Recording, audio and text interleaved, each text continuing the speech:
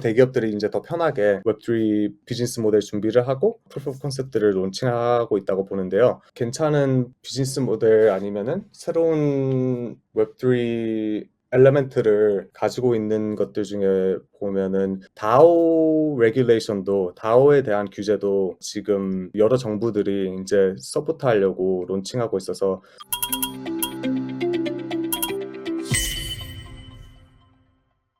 네, 안녕하세요. 블록깨기 시즌4 웹3 이슈 체크 진행을 맡은 아나운서 황유주입니다.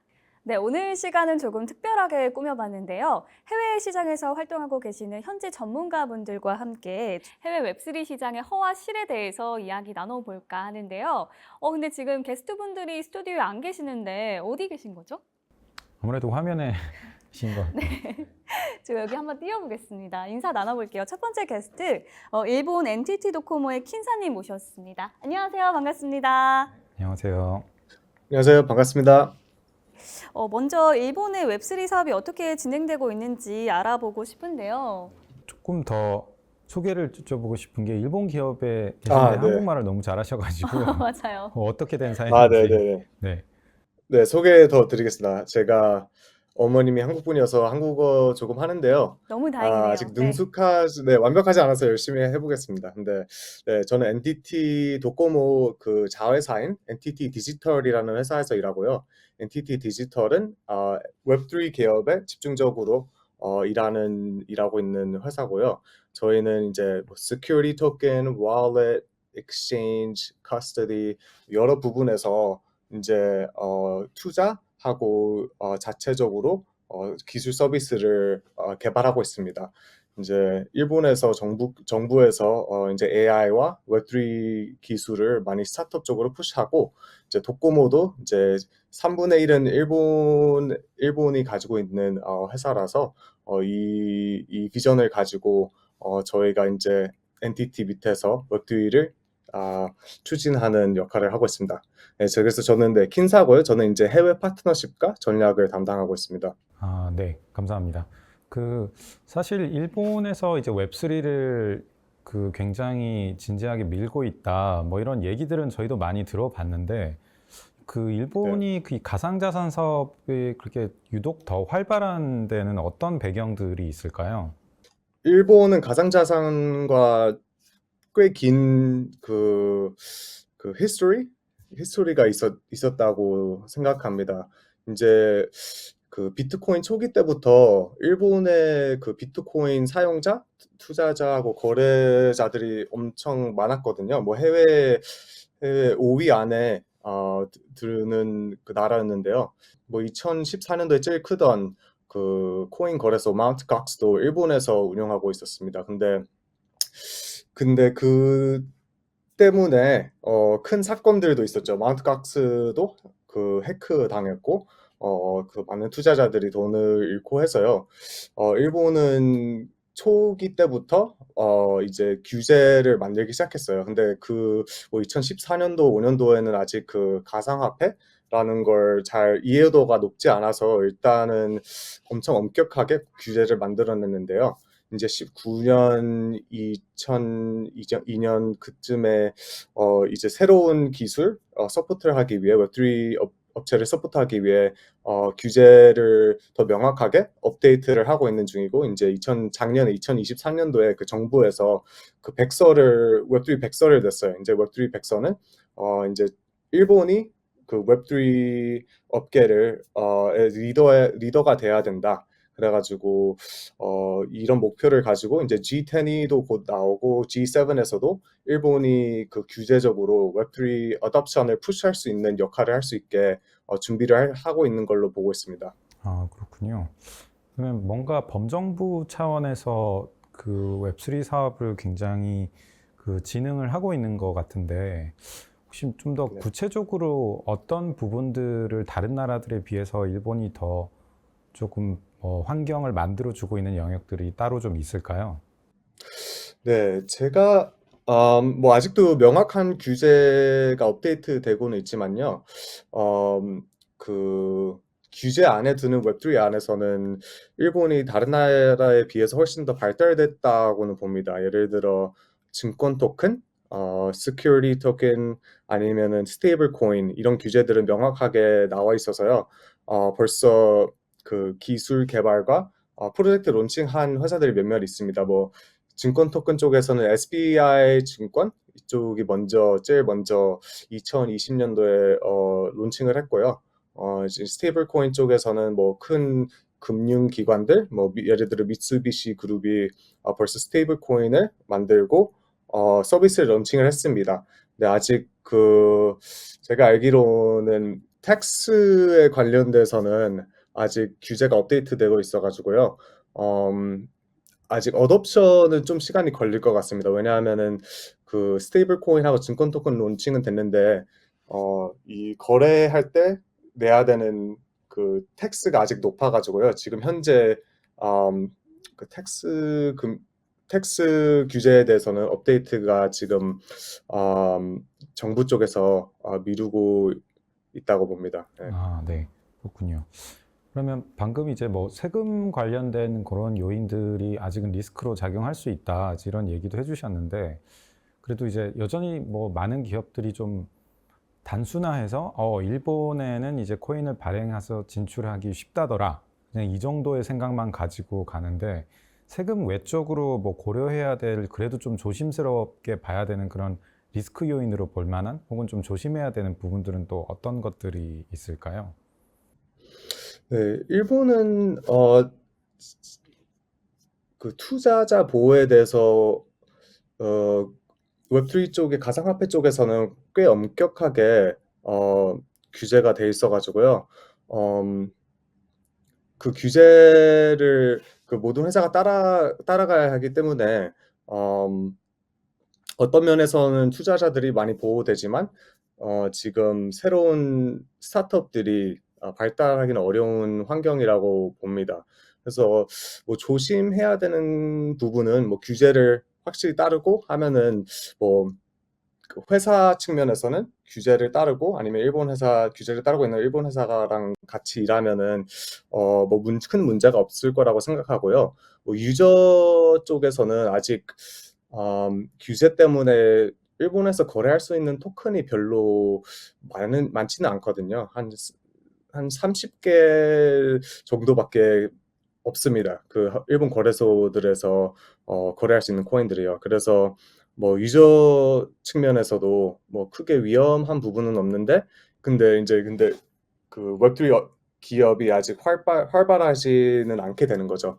그래서 이제 규제가 업데이트 되면서 이런 변화가 있었으면 좋겠다고 지금 보고 있고 그 규제 변화에 대해 저희 NTT 쪽에서도 많은 준비를 하고 있습니다. 저희 쪽에서도 이제 그 유저 B2C 월렛 웹3 지갑도 론칭 이제 일본 안에서 했고요. 그다음에 B2B2C Wallet as a Service라는 것도 저희가 이제 그 B2B2C의 뜻은 뭐 리테일 커스터머 유저들이 사용하는 게 아니고 다른 큰 기업들, 회사들이 웹3 테크놀로지, 가상 자산을 내부적으로 아니면은 그 서비스를 화이트 레이블링해서 내부적인 커스터머들이 사용할 수 있게 만드는 역할을 저희가 도움을 주고 있습니다. 들어보니까 확실히 뭔가 규제는 탄탄하게 되어 있고, 다만 그 규제 요건이 굉장히 탄탄한 만큼 스타트업들이나 초기에 이제 약한 준비보다는 더 제대로 준비를 할 수 있는 이제 그런 준비가 확실히 갖춰진 상태에서는 진출하기에는 좋지만, 준비가 덜 되면은 오히려 이제 훨씬 어려울 수 있는 시장으로 보이는 것 같네요. 네. 일본이 한국보다는 조금 더 적극적인 태도인 것 같은데, 네. 그 일본에서 전통 기업들이 웹3에 진출한 사례 어떤 것들이 있는지 들어볼 수 있을까요? 네, 네. 그 증권 토큰 쪽에서는 뭐 SBI 증권 아니면 카본 크레딧 그쪽으로도 몇몇 회사가 지금 론칭하고 있는데 제가 보기로는 아마 스테이블 코인 쪽으로 제일 활발하게 활동하고 있는 것 같습니다. 스테이블 코인 쪽에서 아직 부족한 부분은 트레저리 매니지먼트. 만약에 스테이블 코인 론칭을 하면은 그 민팅한 옌을 가지고 예를 들어 미국에 있는 Circle이라는 회사는 달러를 가지고 뭐 government bonds 이런 financial product를 구매해서 뭐 매년 어떤 수익을 만들어내는데요. 아직 일본에 이런 구매할 수 있는 어, 매물이 많이 없어서 스테이블 코인 활동하는 비즈니스 모델은 아직 회사들이 지금 만들어 내가고 있어요. 그래서 미쓰비시 그룹에서 만든 스테이블 코인은 일단 수수료를 통해 많이 사용하고 있는데요. 여기서도 이제 국내에서는 은행끼리 스테이블 코인을 활용할 수 있게 지금 유스 케이스를 보고 있고, 근데 웹3 이 기술 자체가 이제 글로벌한 파이낸셜 시스템을 만드는 거를 비전으로 보고 있어서요. 미쓰비시의 그 스테이블 코인도 이제 그 캄보디아에 있는 뱅크 오브 캄보디아와 같이 크로스 보더 파트너십을 맺어서 서로 유저들이 월렛을 사용해서 스테이블 코인 가지고 쉽게 스테이블 코인을 활용해서 돈을 보내고 주고받고 할 수 있게 만들어내가고 있고요. 저기 NTT 쪽에서도 이 비슷한 유스 케이스를 지금 파트너십을 많이 맺고 proof of concept을 만들어내가고 있습니다. 예를 들어 저희도 투자한 회사들의 한 개가 싱가포르의 StraightX이라는 스테이블 코인 회사예요. 그래서 StraightX는 싱가포르에 있는 Grab Wallet, Grab는 이제 싱가포르의 슈퍼 앱이라고 해서 뭐 택시 부르기, 음식 주문하기 여러 가지를 할 수 있는 앱인데 여기서 이제 웹3 지갑도 서포트하고 있습니다. 그래서 가상화폐를 뭐 스테이블 코인하고 몇몇 지갑 안에 어플리케이션 안에 가지고 있을 수 있는데요. 이제 여기서 최근에 론칭하는 프로덕트 서비스는 아무나 그 스테이블 코인 지갑을 가지고 뭐 마트 같은 데 가서 QR 코드 스캔하고 스테이블 코인으로 구매를 할 수 있게 만드는 서비스를 론칭했어요. 그래서 저희도 이제 이 투자 회사로서 이 유스 케이스를 가지고 그랩하고 같이 이제 이 유스 케이스를 가지고 크로스 보더 이제 글로벌한 파이낸셜 시스템으로 어떻게 만들 수 있는지 여러 파트너십 회사들과 보고 있습니다. 저도 이제 일본에서 그 NTT 안에 저희도 웹3 그룹이지만 여러 회사들이 있잖아요. 그래서 저희도 일본 안에서 D포인트, 뭐 한국의 OK 캐시백 같은 서비스도 가지고 있고 일본에서 D바라이라는 QR 코드 페이먼트 시스템도 있습니다. 그래서 그 이코시스템을 가지고 어떤 면에서 웹3화 시킬 수 있는지 보고 뭐 크로스보더 페이먼트 예를 들면 그랩 월렛 사용자들이 일본에 와서 저희 QR 코드를 스캔하고 스테이블 코인을 저희 쪽으로 보내서 결제를 할 수 있게 제가 proof of concept 이런 proof of concept들을 만들어내가고 있습니다. 사실 설명해 주신 거 듣다 보니까 그 CBDC 차원에서 고민하고 있는 많은 것들이 어떻게 보면 스테이블 코인 영역에서부터 이미 개념상이 아니라 시도가 되고 있는 것 같아서 사실 그런 것들이 어떻게 발전되는지는 다른 국가들에서 많은 관심을 가지고 볼 것 같긴 하네요. 근데 좀 독특한 점이라고 한다면 한국 같은 경우에는 금융 쪽이나 이런 인프라 서비스 쪽은 아직은 거의 가상자산 쪽에는 손을 못 대고 있는 상황인데 뭐 사실 거래소를 제외하고는 스테이블 코인이나 뭐 디파이 서비스나 이런 것들은 아예 이제 뭐 금지가 되어 있는 상황이고 CBDC에 대한 논의는 계속되고 작게 준비는 되어 가는 것 같지만 아직은 좀 갈 길이 멀어 보이는데 그러다 보니까 한국에서는 오히려 이제 게임이나 엔터사 쪽으로 엔터 산업이 많은 시도를 하고 주목을 받고 있는 상황인 것 같아요. 근데 그 측면에서 일본에서는 그 방금 말씀 주신 금융 쪽을 제외하고 게임 혹은 엔터테인먼트 산업 쪽에서도 조금 보이는 어떤 노력들이 있으신가요? 네, 저희도 몇몇 엔터사들하고 같이 POC, Proof of Concept을 만들어내가고 있는데요. 엔터사들 쪽에서는 그 Customer Engagement, 이제 이 새로운 기술을 활용해서 어떻게 새로운 유저들을 어, 잡을 수 있고 아니면 이제 새로운 New Generation, Gen Z들은 뭐 크립토 쪽으로 더 훨씬 더 관심이 있어서 어떻게 이 새로운 플랫폼을 아니면 플랫폼을 만들 수 있는지 많이 리서치하고 있다고 봅니다. 저희도 이제 일본의 뭐 산리오, 헬로키티 같은 브랜드하고 지금 일을 하고 있는데요. 그래도 아직은 조심스럽게 나가고 있다고도 보고 있습니다. 예를 들어 예를 들면 일본에서 오아시스라는 게이밍 블록체인이 있는데요. 거기서도 아직 규제가 명확한 규제가 나오기 전에 자기 블록체인을 플랫폼으로 제공해서 스퀘어 이닉스, 반다이 남코 같은 회사들이 테스트 게임을 론칭할 수 있게 플랫폼을 만들어서 같이 협업하는 데도 많고요. 아니면은 그 NFT 쪽으로는 규제가 조금 더 풀려 있어서 그냥 IP 관련해서 뭐 산리오 같은 회사가 또 저희랑 같이 프루프 오브 컨셉을 만들고 있습니다. 소니 텔레커뮤니케이션스도 에이스타 네트워크랑 같이 뭐 조인트 벤처 인큐베이션 프로그램을 하고 제가 듣기로는 소니에서도 이제 블록체인 지갑 그런 쪽으로 많이 푸시를 하고 있다고 들어서 모든 대기업들이 준비를 하고 있거나 아니면 테스트 프로젝트를 이렇게 협업해서 만들어내가고 있다고 봅니다. 예. 네, 그렇다면 최근에 일본에서 가장 이슈가 되고 있는 가상자산 관련 뉴스 어떤 것들이 좀 있을까요?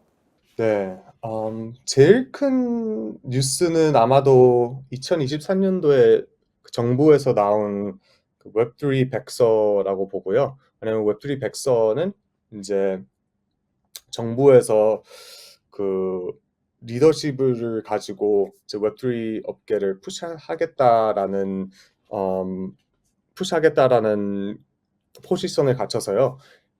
그래서 대기업들이 이제 더 편하게 웹3 비즈니스 모델 준비를 하고 프루프 오브 컨셉들을 론칭하고 있다고 보는데요.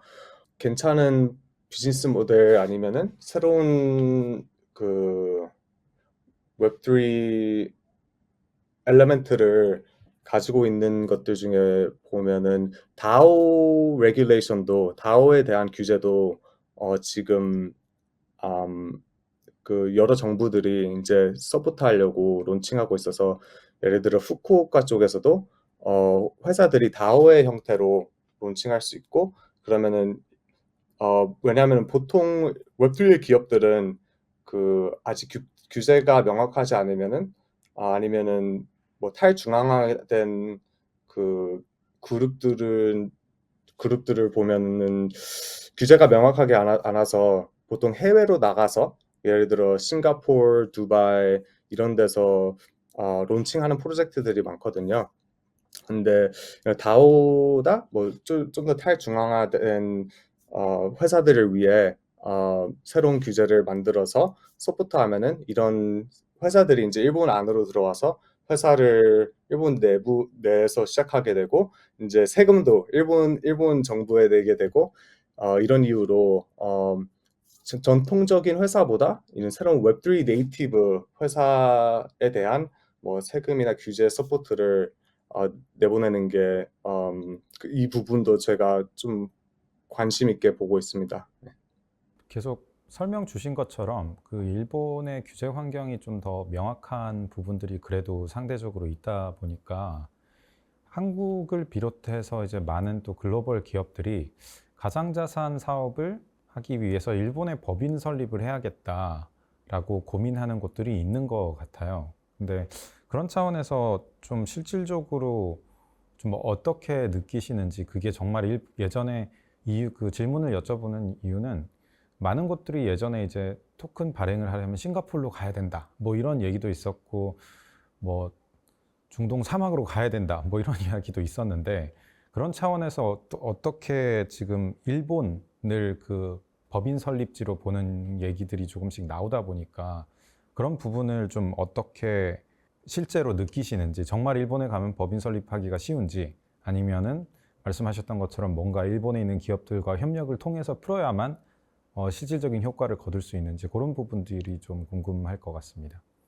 네, 이거는 뭐 비즈니스 모델에 따라서 뭐 규제가 다르긴 하지만 제가 보기로는 뭐 두 가지 생각해야 될 점이 있죠. 뭐 한 개는 당연히 라이센스를 가지고 일해야 되고 일본에서는 뭐 한국의 VASP 라이선스처럼 일본도 라이선스가 따로 있고 그다음에 그 가상자산을 가지고 투자할 수 있는 규제도 아직 명확하게 나오지는 않았었는데 이제 올해부터 업데이트가 되어서 이제 몇몇 회사들은 이제부터 토큰을 가지고 투자를 할 수 있게 규제가 업데이트됐고요.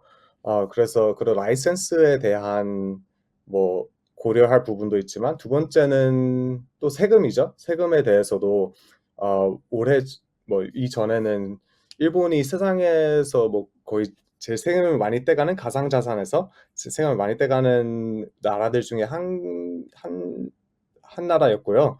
이거는 뭐 세금 퍼센테이지만 아니라 일본에서 원래 가상자산을 가지고 있으면 매년 가지고 있는 수량의 세금을 정부 내야 됐었고요.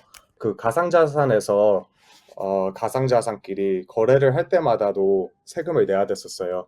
근데 정부가 이제 웹3 어덕션을 추진하기 위해 이것을 업데이트하고 있으면서 이 규제가 업데이트되면은 훨씬 더 회사들이 활발하게 활동할 수 있는 그 environment를 만드니까 이것을 위해 준비하고 있습니다. 왜냐하면 일본은 뭐 엄청 큰 경제이기 하고 규제가 업데이트되면은 당연히 모든 아는 회사가 이 나라 안에서 아니면 이 나라에 있는 회사들과 같이 일할 수 있게 준비할 그런 가치가 많다고 보는 거죠. 네.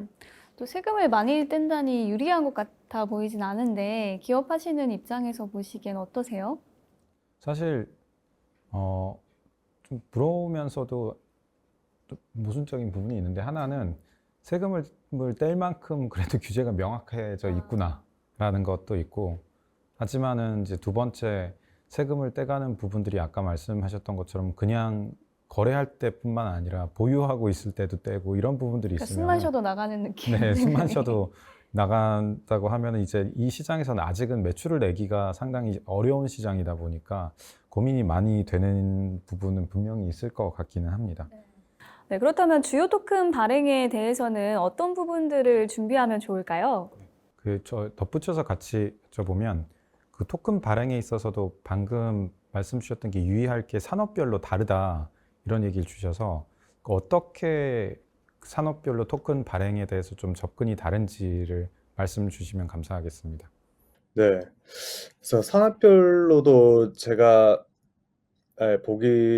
보기로는 뭐 세 가지 주요 산업들이 있는데요. 뭐 한 가지는 스테이블코인 서비스. 이것은 좀 더 파이낸셜 쪽으로 보고 있고, 그 다음에 증권 토큰, 그리고 NFT IP, 로열티 포인트 쪽으로 세 가지로 보통 기업들이 집중적으로 보고 있다고 합니다. 근데 그 토큰 가상화폐에 따라서 그 토큰 사용성에 따라서 세 가지 안에 들어가는데요.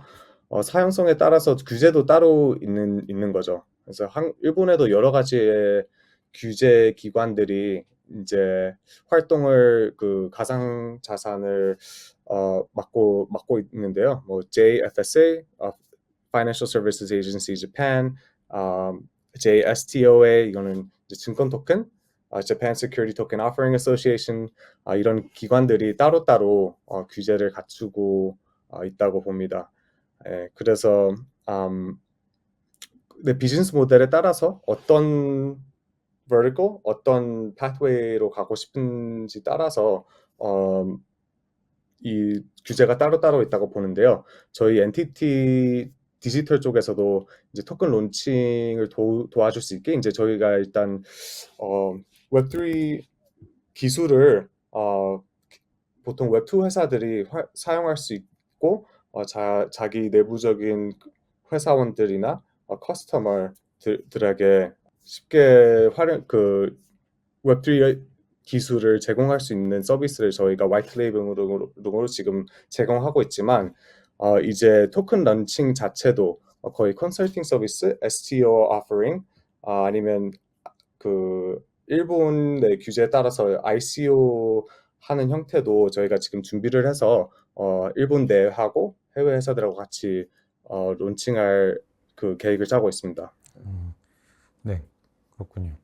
그러니까 말씀해주신 부분을 조금 정리해 보면 그 증권형 토큰이라던가 아니면 뭐 스테이블 코인 혹은 NFT처럼 지금 법적으로 조금 더 명확하게 규정이 되어 가고 있는 영역들에 대해서는 토큰 그 영역에 해당되는 토큰을 발행하려면은 법적 기반이 있기 때문에 더 명확하게 할 수 있는 근거들이 있을 수 있고 말씀하셨던 뭐 유틸리티성 같은 경우 여전히 일본 내에서도 뭐 발행하기 쉽거나 그런 상황은 아닌 것 같다로 보이는 것 같습니다.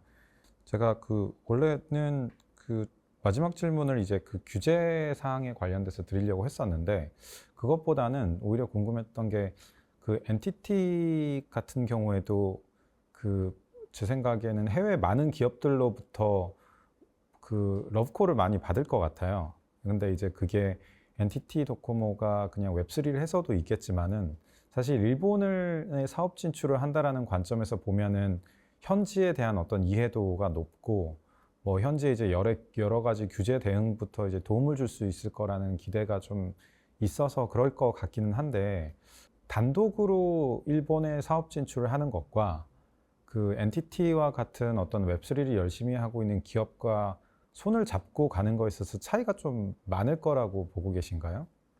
네, 네, 그렇게 봅니다. 네, 당연히 뭐 저도 NTT에서 일을 하고 있어서 그렇게 대답하는 것만은 아니고요. 저희가 이제 처음에 소개했을 때처럼 NTT도 정부에서 3분의 1이 일본 정부에서 갖추고 있고, 그리고 저희도 이제 규제 쪽에서 규제 기관들과 엄청 가깝게 일하면서 웹3 기술들을 개발하고 있는 형태라서요. 저희의 계획은 이제 일단 지갑으로 시작했지만 커스터디, exchange, NFT marketplace, 증권 토큰, 스테이블 코인 거의 모든 영역에서 그 웹3 가상자산 인프라를 구축하는 계획이 있어서요. 어떤 회사들이나 이제 일본에서 활동하고 싶으면은 저희 뭐 지갑뿐만 아니라 뭐 커스터디나 다른 부분들에서 저희가 이제 규제 기관들과 가깝게 일하면서 그 안전한 플랫폼을 만들어내 가니까 저희랑 같이 이제 일본 진출을 하는 것도 좋다고 생각합니다. 근데 이거는 웹3 관점에서지만 이제 NTT는 일본에서 제일 큰 통신 회사로서 90 million 이 넘는 유저를 갖추고 다른 저 이코시스템 안에 뭐 D-Points 아니면은 뭐 그 D-Points 아니면 QR 코드 페이먼트 시스템 아니면 저희도 뭐 소셜 로긴 일본 내에서 사람들이 활용하는 그 소셜 미디어를 통해 로긴과 전화번호로 로긴할 수 있는 이런 새로운 기능들도 저희 지갑뿐만 아니라 저희랑 같이 일하는 회사들한테 제공할 수 있어서 그 저희 이코시스템 안으로 바로 태핑할 수 있게 그 회사들한테 이런 기회를 보내주고 네, 제공해 줄 수 있어서 제가 강력하게 추천합니다. 네. 좋습니다. 지금까지 NTT 도코모의 킨사님 모시고 일본의 가상자산 시장에 대해서 이야기 나눠봤는데요. 킨사님 혹시 마지막으로 하고 싶은 말씀 있으실까요? 쇼에 나와서 한번 같이 대화할 수 있게 해줘서 감사하고요. 이제 저도 지금은 한국 베이스로서 일본의 팀 베이스가 있지만 한국에서 주로 일하고 해외 기업들과 많이 파트너십을 맺고 이제 웹3 업체에서 이제 다 같이 함께 성장할 수 있게 파트너십과 유스 케이스, 프루프 오브 콘셉트를 많이 만들어내가고 있어서요. 뭐 같이 호기심 있거나 질문 있거나 아니면 관심 있는 분들은 편하게 그냥 저희 웹사이트나 저희 이메일에 연락해 주시면 감사하겠습니다. 네. 네, 이렇게 해서 NTT 도코모의 킨사님 모시고 일본 가상자산 시장에 대해서 이야기 나눠봤습니다. 대표님도 올해 여름에 그 웹3 컨퍼런스를 또 일본과 협업해서 진행을 하고 계신다고 들었거든요. 네. 또 일본 웹3 기업들과 많이 이제 협업하면서 이야기도 많이 나누고 계실 텐데 어떠신가요? 일본 시장을 바라보는 관점에 대해서. 네.